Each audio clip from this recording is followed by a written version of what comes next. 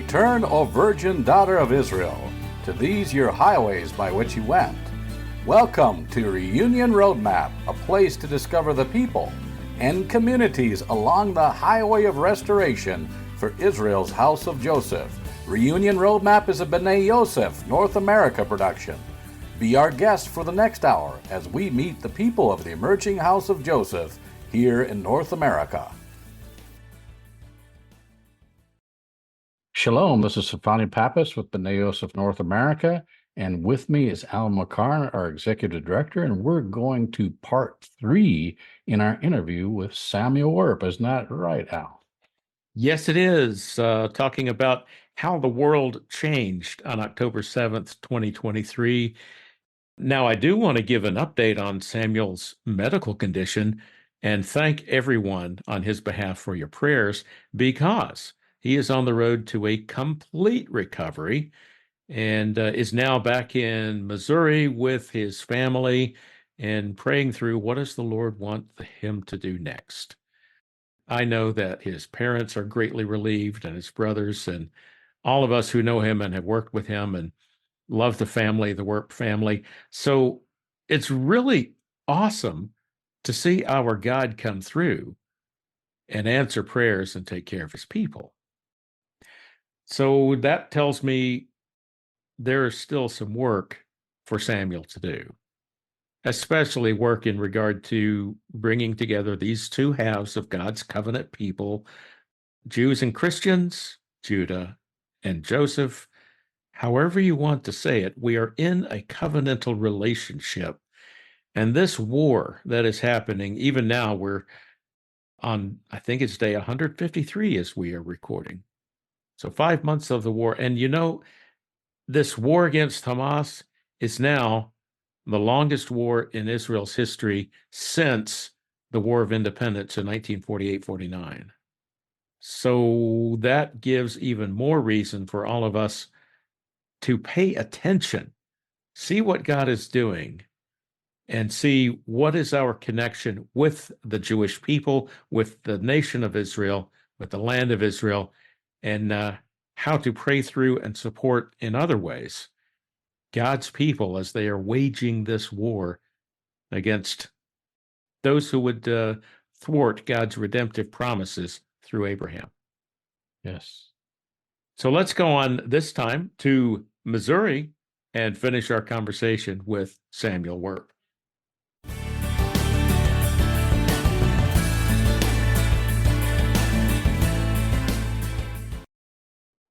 There's going to be a struggle, and the other side seems to be preparing for that, and they seem prepared for that, and they seem to be amping up to attempt to destroy the light that is in this world. And so we need to prepare the same, not out of hatred, but out of love. And I think that was something that I also didn't appreciate when I first heard a lot of people talk about what was happening here in Israel. Some of the first things I heard was, oh yeah, Israel needs to go and just bomb the snot out of Gaza, and go in and just kill every man, woman, and child. And it's very easy to say, and I love how a lot of people like to say things like that, because I feel like if you want to sound so smart, if you want to say your spiel, I guess you could say, about go and slaughter everyone, then don't make the Jewish people do that. You take the sword and you go and kill women and innocents. Don't go and have the Jewish people do the dirty work for you. If that's what you want to do, then you come and do it. And the reality is that nobody's brave enough to actually do that. And also, it's not even right. We're not the other side. We're not Hamas. We don't represent that side. We don't kill innocent women and children. And in many ways, I heard somebody talk about this: beware lest you become what you hate. The reality is, I could never become, and the Jewish people could never become what they hate, because that's not even in them. That's not who they are. What I saw in Be'eri, and what I saw in Kfar Az, and what I saw in Sderot, and all of those places, you can't become that. Like it's impossible. The level of demonic, barbaric bastards where they were, is a kind of darkness that I think most of us don't even know and don't even understand or comprehend. But that's not who we are. And so we're here to bring light and truth. And even if the world stands against the Jewish people, we're not gonna change. We're not gonna become what we hate.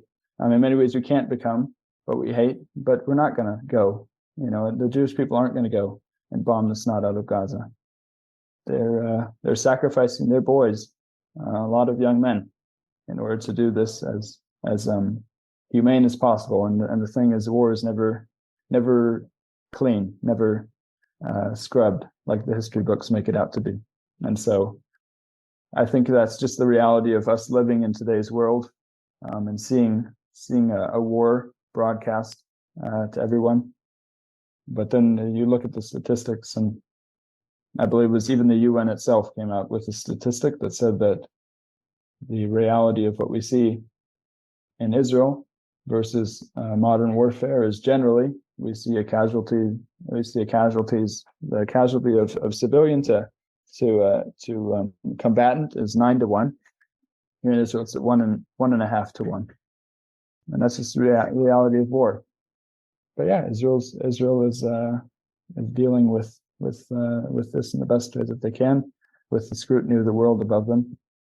And so for us, I really think it's we need to take our place in this war. Like I said before, the Muslims and the people that side with Hamas and the other side, they know this is a war, and they even know what it's about. Right? They called it the Al-Aqsa flood. They know what it's about. We need to also engage and understand what this is about. This is about the kingdom of light versus the kingdom of darkness. And if you claim to be a person of God, if you say and include yourself in the people of God, then you need to be engaged.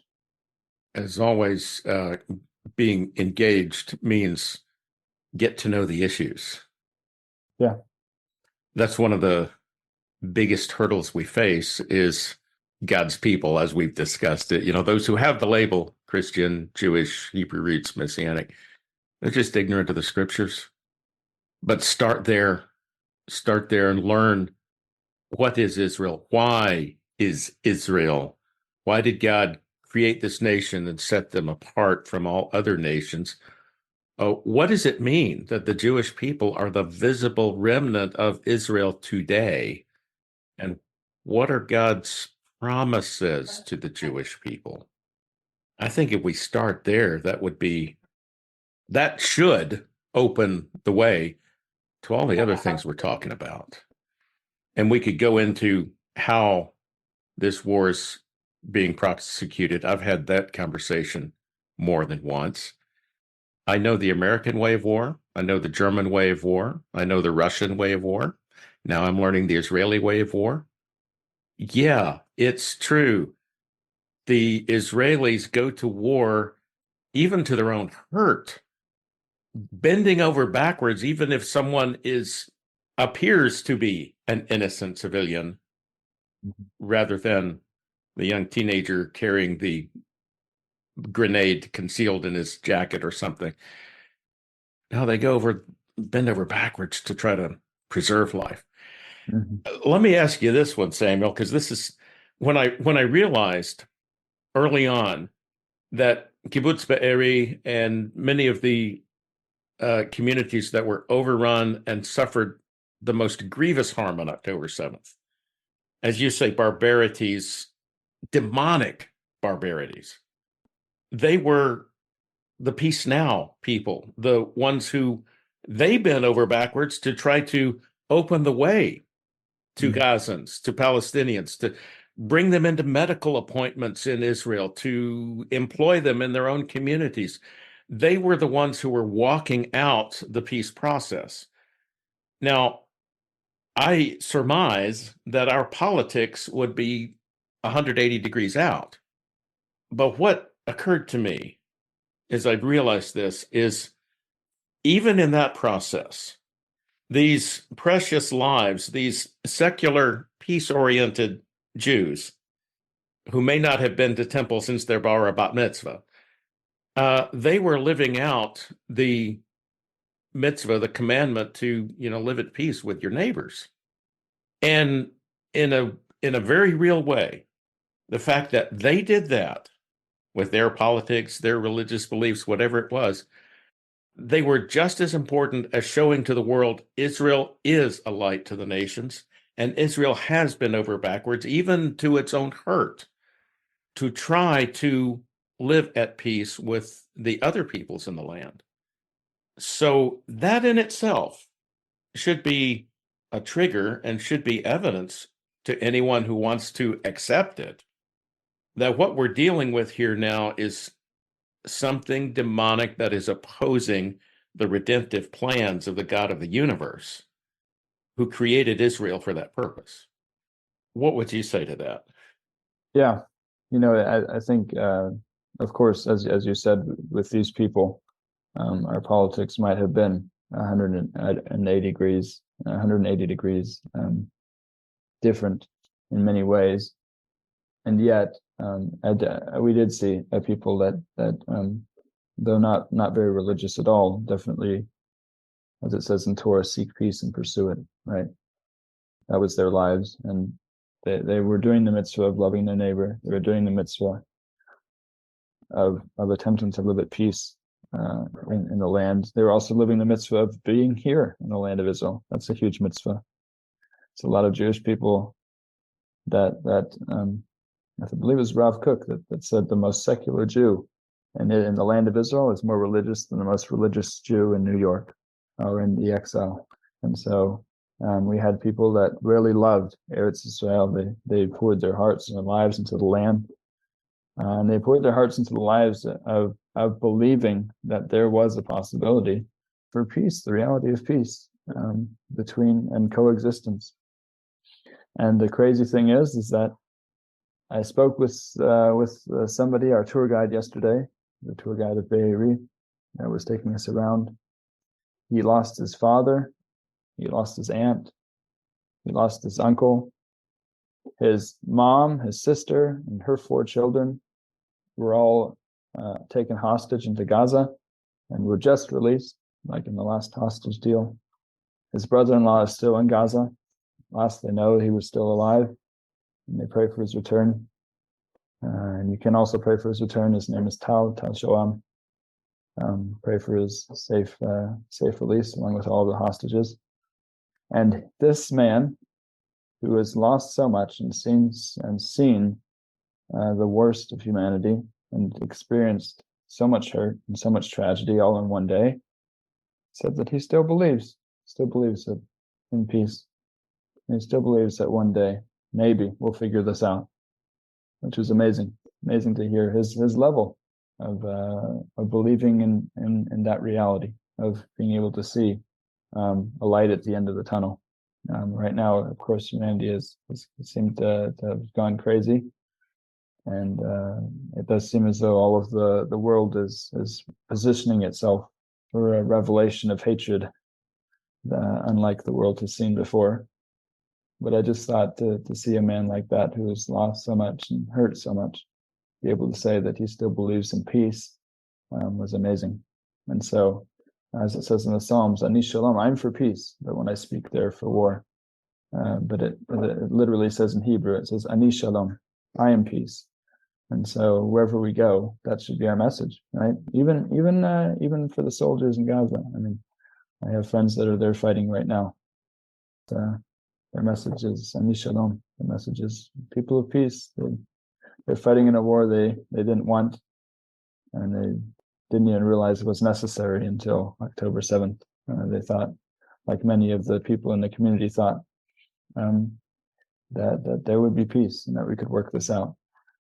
And yet the reality is that the Palestinians, who these people did take care of and allowed to come into the communities to work, and who they did bring to hospitals within Israel for better medical treatment, and who they did befriend and invite over to family barbecues, all of that.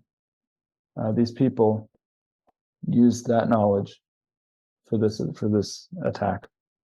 The Yuval, who was our tour guide yesterday in Be'eri, was sharing some of the stories of what happened, and he said that these people were so prepared, the terrorists, let's just call them what they are, the barbaric bastards, October 7th, he said they were so prepared that they knew that they had a mission. They would go, they were assigned a town, and they went to the town. And when they went to the town, they had it already all planned out. They knew where the Kitat Konunut, where the first responders, the emergency security teams lived, and those were the first houses they went to take those people out. They knew it. They knew beforehand. This is how prepared they were. They went to people's houses and they called people out by name. They would call them by name. That's how prepared they were. And then they would say, "Listen." They spoke in Hebrew.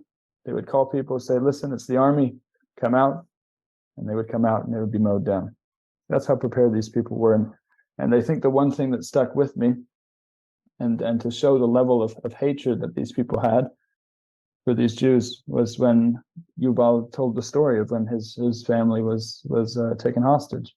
He said that his dad and his mother and his sister and brother-in-law and the 4 children were all there together for Shabbat. And when everything went down, they ended up into the bomb shelter. And so they were hiding in the mamad, in the bomb shelter. And it was a sealed room, and they sealed the door, and the husband, or the brother-in-law and the father were holding the door shut and ensuring that they wouldn't break through. And then there was the window, and the window has an iron, like a steel shutter that would shut. And so, for safety reasons and for the rockets and such, so it was extra protected. And so they were in there for, I believe it was maybe 6 hours or so. And the whole time, when these barbaric bastards were in the community, they were basically looking for ways to get into the shelter because they knew there were Jews hiding in there. And you think after, listen, I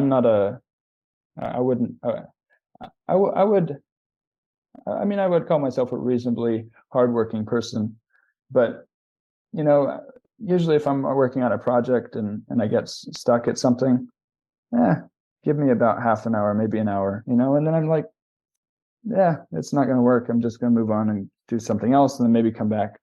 No, the hatred that these people had, and knowing that there were Jews still alive and still safe within a bomb shelter, drove these people mad that for 6 hours they stood there trying to figure out a way to get into that bomb shelter. To do what? So that they could kill Jews.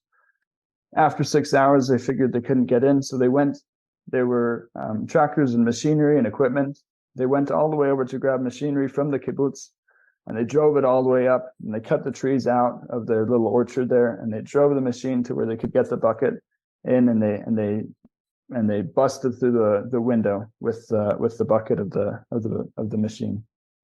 And then they got to Yuval's father and mother and his brother-in-law and his sister and their 4 children. They stood there for 6 hours trying to get at Jews. That was the level of hatred that they had. And that just stuck with me.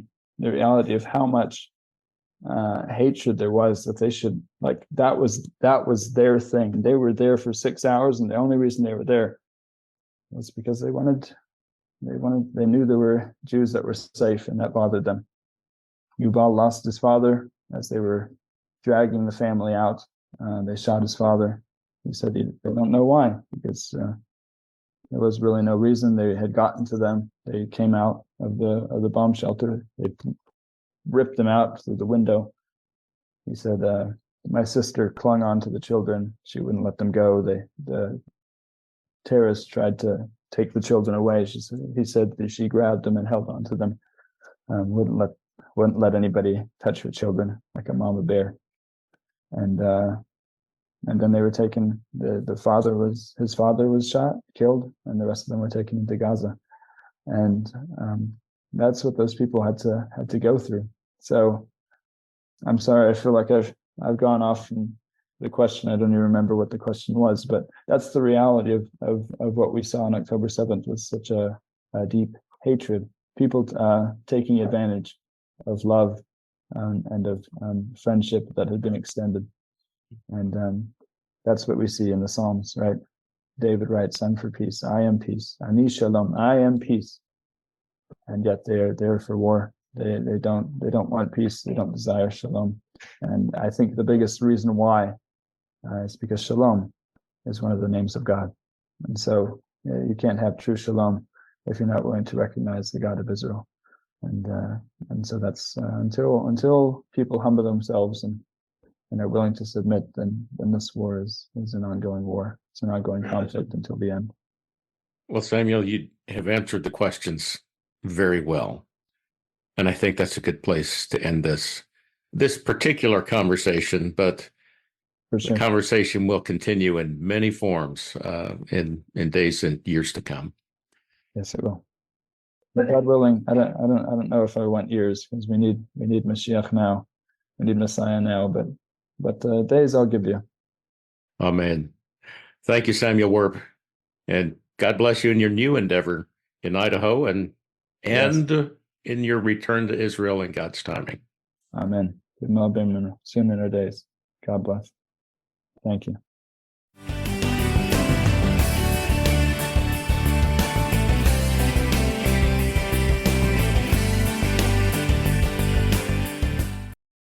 And now, The Lord is Good by Samuel and Benjamin Wearp of Blessed by Israel.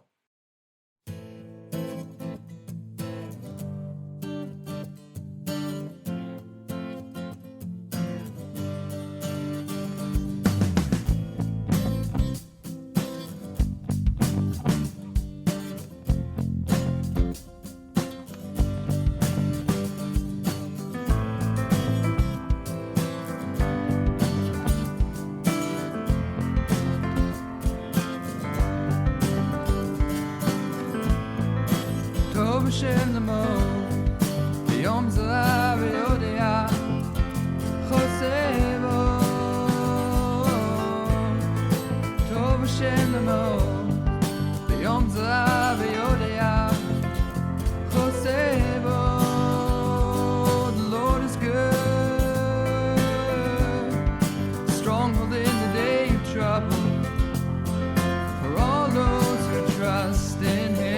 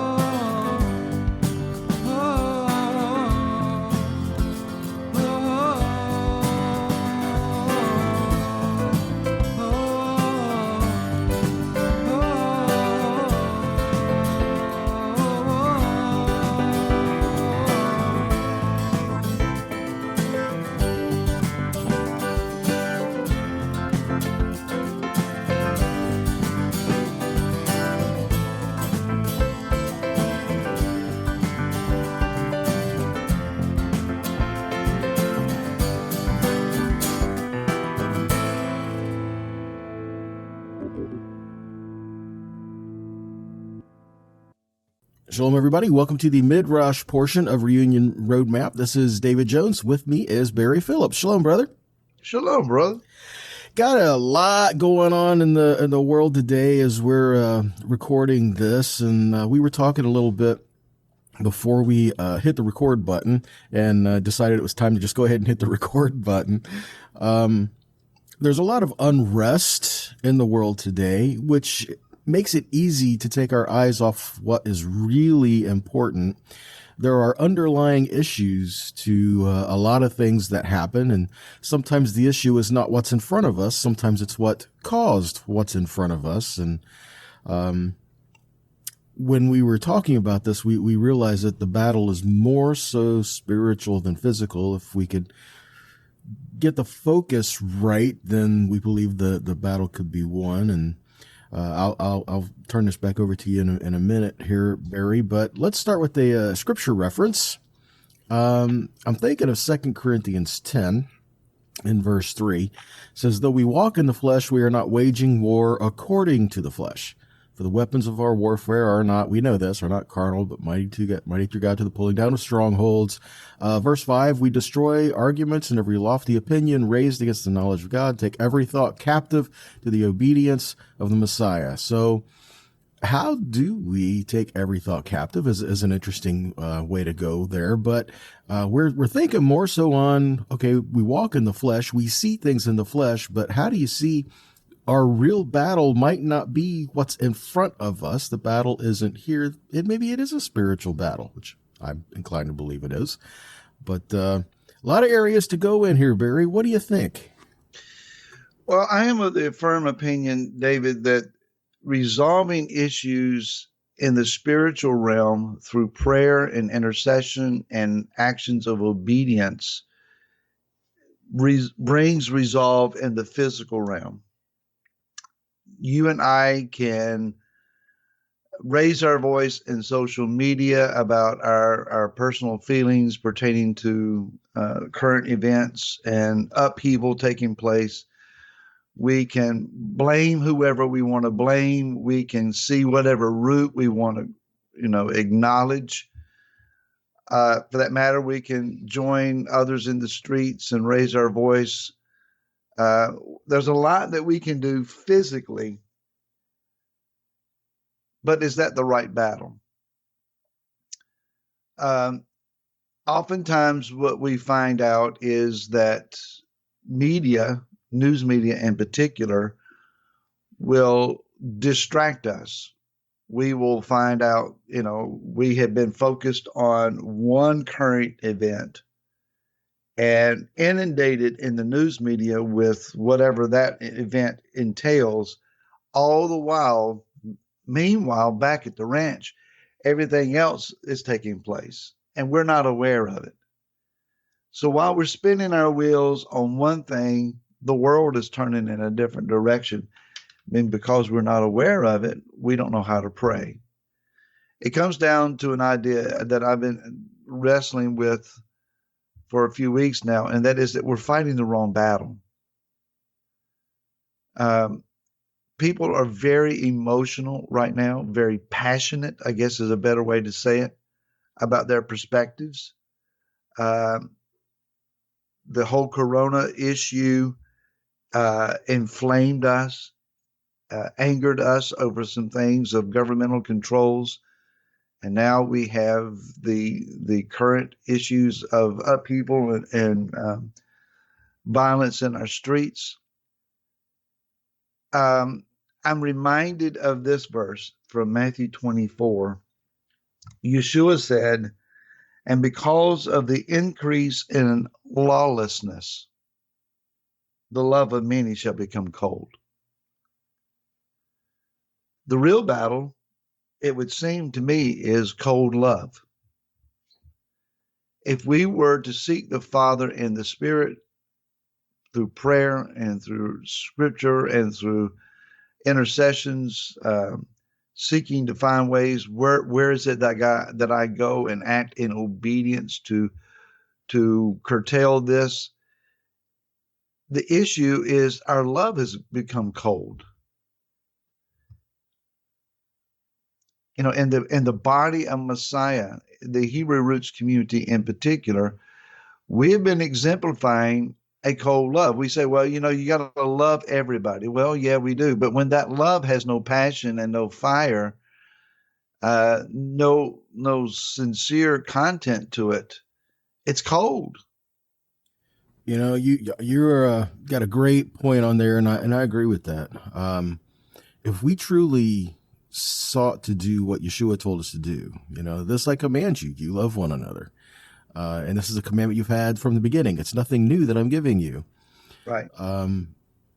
The Shema, hear Israel, the Lord your God, the Lord is one, and you shall love the Lord your God with all your heart, with all your soul, and all your might. Well, that's awesome. But we forget the other part of that, which is just as important. That when Yeshua was asked about that, he quoted with the Shema, but then he said, and there's more to it. Love your neighbor as yourself. You shall love your neighbor as yourself. It's easy if you look down on someone to bring violence against them. You count them worthy of such. Right. And what the Torah is telling us to do is to don't look down on anyone. Even those who do not believe the same way you do, aren't we supposed to be a light toward those people? We're not supposed to hate these people. And what I'm saying is people who do not believe the same way that you do. So with us, if we're supposed to show the love of Yahweh, to show the love of Messiah, sometimes that is a battle. And this is why I believe Yeshua told us to show love to those who you don't feel are worthy of it. Show love to those who mistreat you. Show love to those who you feel are mishandled. All of this is relevant for us, and I do believe that in essence is somewhat warfare.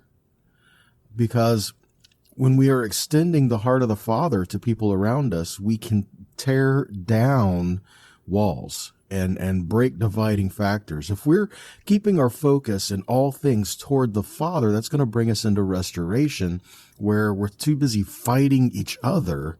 And so when we're fighting each other, we're not looking toward the Father. So in recent years, our adversary, the accuser of the brethren, I would assume, I started to say discern, but I would assume that he has stood before the throne and accused us of not loving each other sincerely. It doesn't take very much investigation to find the factions, the disagreements, the heated arguments, the divisions.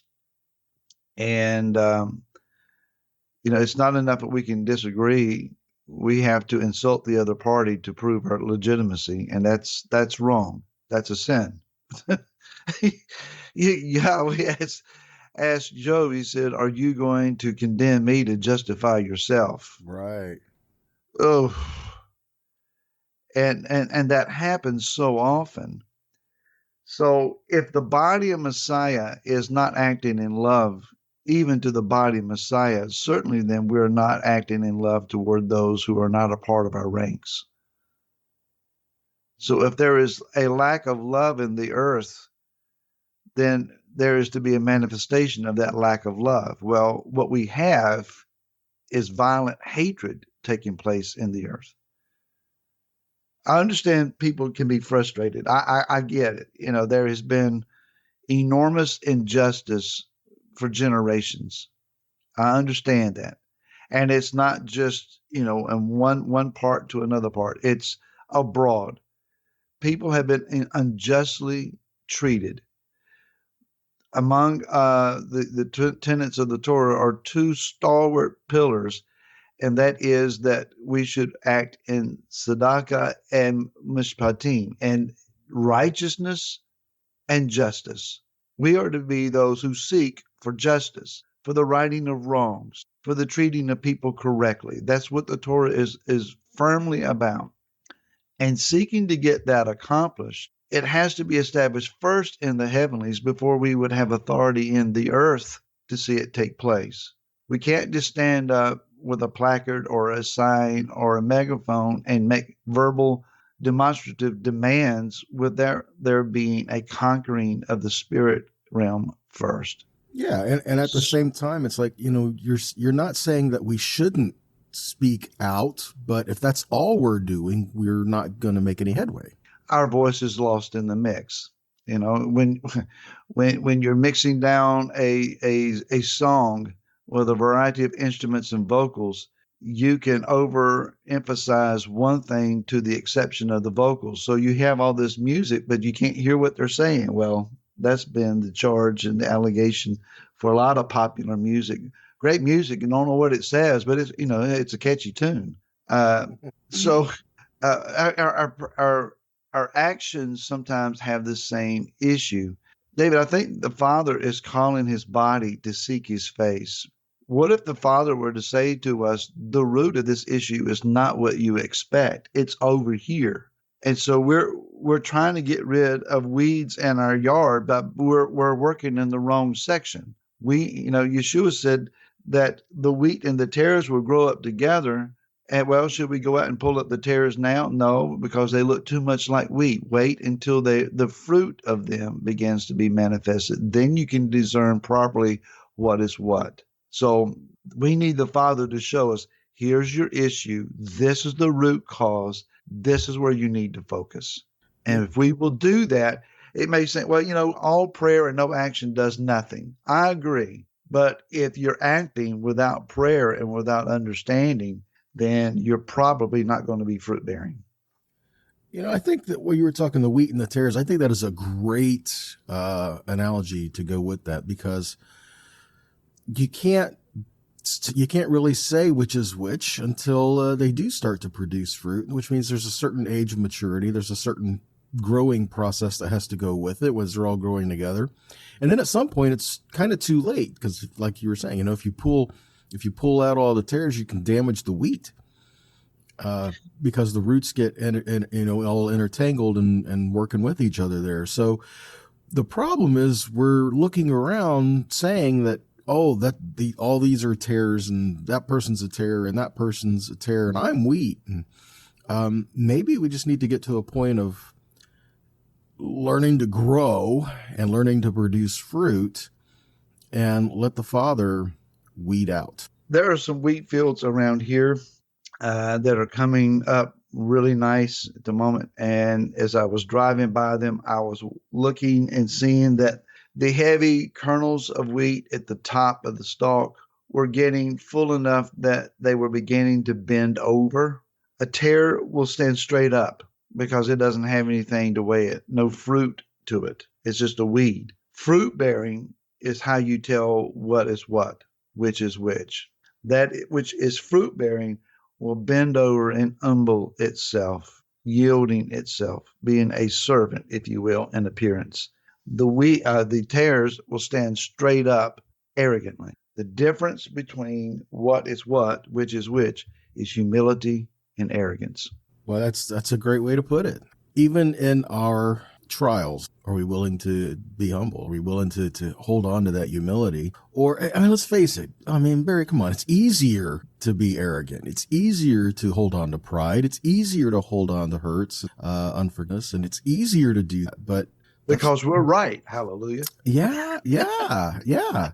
And in some cases you may be, but that doesn't make the behavior right. So I think this is why we are commanded to forgive. We are commanded to love one another. We are commanded not to turn the other cheek when injustice is being done. We are commanded to stand up for the life of our neighbor. So, there's a lot that we are supposed to be doing, but we need to make sure we are doing so because of love of the Father and love for his people, love for that which he has created, and not allowing hate to come in to bring divisiveness and to polarize people. It's easier. It's harder to forgive. And that's kind of why we're commanded to do it, because it's not something that would just naturally happen. True.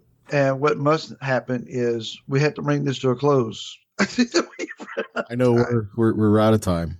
All right, folks, again, write to us, send your questions, your comments to Reunion Roadmap at B'nai josephna.com.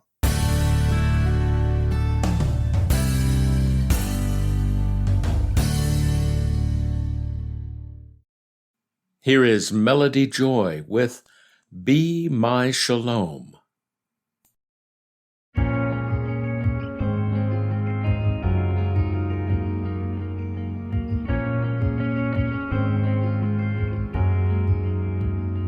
I am broke and weary. I am tired and worn. I pray for your healing. Be my refuge in this storm. Abba, hear my cry. Abba, hear my prayer. Be my guide. Be my light. Take my hand and lead me to my home. Be my hope. Be my life.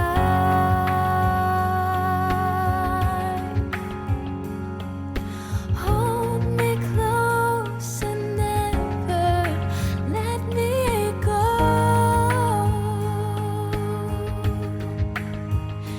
Yehovah, be my shalom.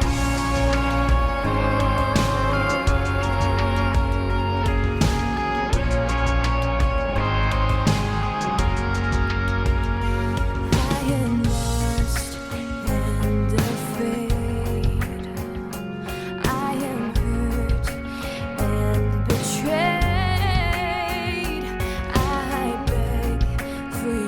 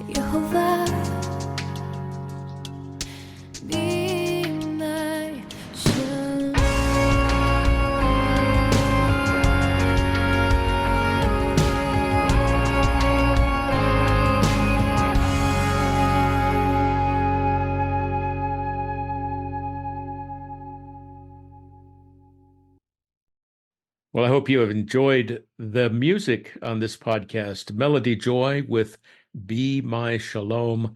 And then before that, Samuel and Benjamin Wearp with their song, The Lord is Good.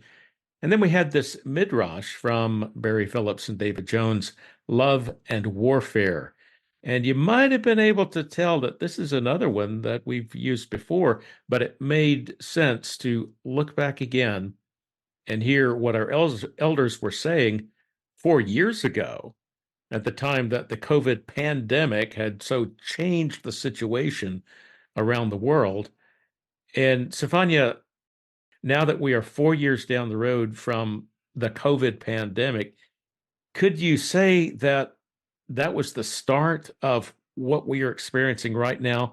And actually, the Hamas attacks on October 7th, 2023, and the current war in Israel, it's all linked, is it?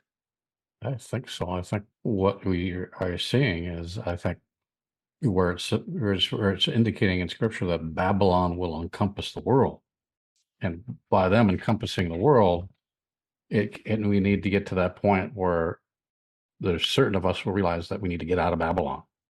And with what's happening with Gaza now, it's becoming even more of a dividing line.